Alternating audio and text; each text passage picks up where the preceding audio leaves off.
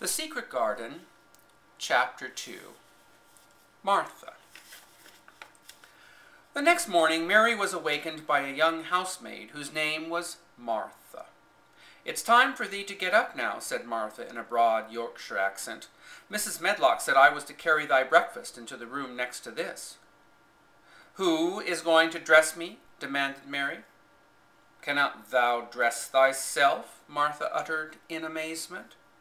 "No," answered Mary quite indignantly. "I never did in my life." "Well," said Martha, "it's time thou should learn." It was something of a shock to Mary that the servants in Yorkshire were not in the least like the servants she had known in India. She suddenly felt horribly lonely and far away from everything she understood.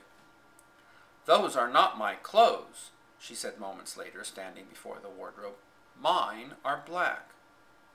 "Mr. Craven ordered Mrs. Medlock to get them in London," said Martha, helping Mary to button up. "He said I won't have a child dressed in black wandering about like a lost soul. It'd make the place sadder than it is, put color on her." Secretly, Mary was glad. She didn't like black things. When she went into the next room, a good, hearty breakfast awaited her. "I don't want it," said Mary, who had always had a very small appetite. "Thou doesn't want thy porridge?" exclaimed Martha. "If my brothers and sisters was at this table, they'd clean it bare in 5 minutes." "Why?" said Mary coldly. "Why?" echoed Martha. "Because they scarce ever had their stomachs full in their lives. There's 12 of 'em, and my father only gets 16 shilling a week. They're as hungry as young hawks and foxes." "I don't know what it is to be hungry," said Mary. "Well, it would do thee good to try it," declared the young maid. And after Mary drank some tea and ate a little bit of toast, Martha said, "You wrap up warm now and run out and play." "Will you go with me?" asked Mary. Martha stared. "You'll go by yourself," she answered. "You'll have to learn to play like other children does. Our Dickon goes off on the moor by himself and plays for hours. That's how he made friends with the pony he now calls his own. He's got sheep on the moor that knows him, and birds as come and eats out of his hand." "Who is Dickon?" asked Mary. "My brother, miss. He's 12 years old. Dickon's a kind lad, and animals like him." Mary had never possessed a pet of her own, and had always thought she should like one.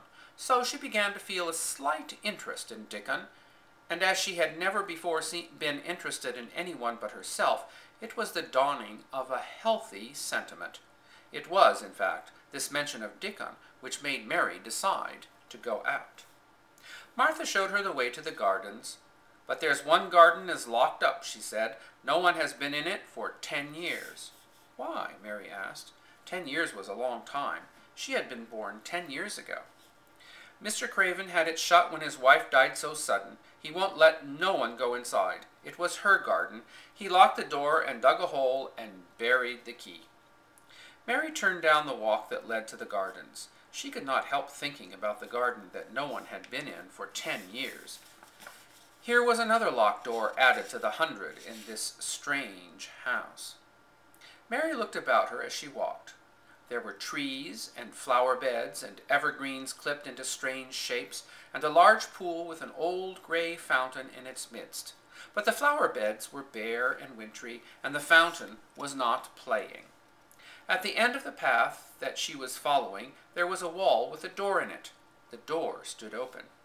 Inside was a garden with walls all around it, only one of several walled gardens that seemed to open into one another. Mary came upon a second door and turned its handle. She hoped the door would not open, because she wanted to be sure she had found the mysterious garden. But the door did open quite easily, and she walked through it and found herself in an orchard. Walls ran along it also. One wall, which was covered with dark green ivy, seemed to extend beyond the orchard, as if it enclosed a place on the other side. Mary moved slowly along the long walk that ran beside it. She could see the tops of trees on the other side of the wall, and when she stood still, she saw a bird with a bright red breast sitting on the topmost branch of one of them, and suddenly he burst into his winter song, almost as if he had caught sight of her and was calling to her. She stopped and listened to him, and somehow his cheerful, friendly whistle gave her a pleased feeling. Even a disagreeable little girl may be lonely, and the big closed house and big bare moor and big bare gardens had made this one feel as if there were no one left in the world but herself. Excuse me. The bright-breasted little bird brought an expression to her sour face that was almost a smile. She listened to him until he flew away. She liked him and wondered if she should see him again. Perhaps he lived in the mysterious garden and knew all about it. Perhaps it was because she had nothing whatever to do that she thought so much about the deserted garden. She was curious about it and wanted to see what it was like. Why had Mr. Archibald Craven buried the key? If he had liked his wife so much, why did he hate her garden? She thought of the robin and of the way he seemed to sing a song at her, and as she remembered the treetop he perched on, she stopped walking rather suddenly along the path. I believe that tree was in the secret garden. I feel sure it was, she said. There was a wall round the place, and there was no door. That night, after Mary had finished her supper, she turned to Martha as they sat before the fire. Why does Mr. Craven hate the garden? She said. Art thou thinking about that garden yet? Said Martha. I knew thou would. That was just the way with me when I first heard about it. Why does he hate it? Mary persisted. It was Mrs. Craven's garden that she had made when they first were married, answered Martha. Him and her used to go in and stay there hours and hours, readin' and talkin' and tendin' the flowers. There was an old tree with a branch bent like a seat on it, and she made roses grow over it, and she used to sit there. But one day when she was sittin' there, the branch broke, and she fell to the ground and was hurt so bad that next day she died. The doctors thought he'd go out of his mind and die too. That's why he hates it.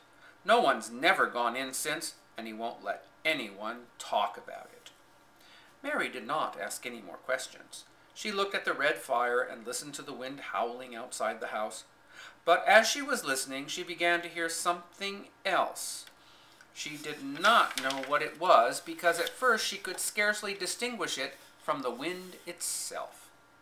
Do you hear anyone crying? She said. Martha suddenly looked confused. No, she answered, it's the wind. But listen, said Mary, it's in the house, down one of those long corridors. And at that very moment a great rushing draught blew along the passage, and the door of the room they sat in was blown open with a crash, and the crying sound could be heard more plainly than ever. There, said Mary, I told you so. It is the wind, said Martha stubbornly, and she ran and shut the door. But something troubled and awkward in her manner made Mary stare very hard at her. She did not believe that Martha was speaking the truth.